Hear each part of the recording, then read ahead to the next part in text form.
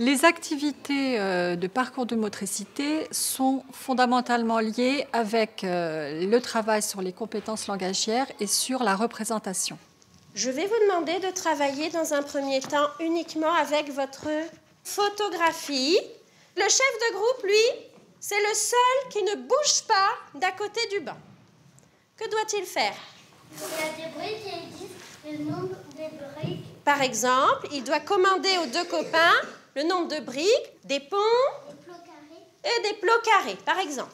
Donc ce travail sur la représentation va permettre, bien sûr, de se représenter dans l'espace, d'utiliser aussi le vocabulaire spatial et de repérage spatial qui est essentiel pour les enfants de maternelle.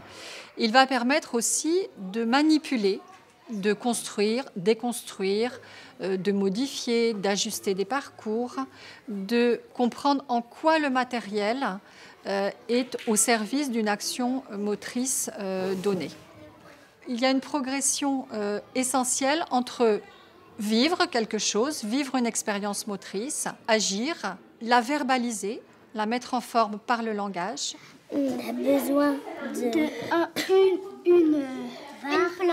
une planche, une poutre, on a besoin 16 briques et une barre plate et 2 briques. Puis passer à un niveau d'abstraction supplémentaire, la représenter, la mettre en forme, soit par des images, par des dessins. Le recours au dessin de représentation est très important chez les jeunes élèves, ou bien par des maquettes. On a besoin de 4 fleurons, s'il te plaît, maîtresse. Il n'y en avait pas 8 tout à l'heure? Non, il y en avait 4. Ah, et 4 et 4, ça fait 8 alors? Oui. Ça va alors. Pyramide.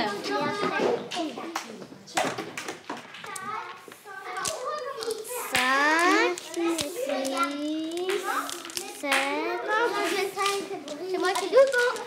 Allez, mais non, comme ça. Mais si, c'est pas bon. Et lui alors? Mais les gros.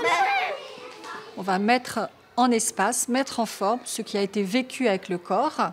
Réciproquement, on va aussi, une fois que l'on a agi, une fois que l'on a expérimenté des actions motrices, on va pouvoir représenter un espace, le construire, le mettre en forme, pour faire agir quelqu'un d'autre ou pour imaginer, par exemple, un nouveau parcours. Mais c'était pas dit ça, les côtés comme ça. Ma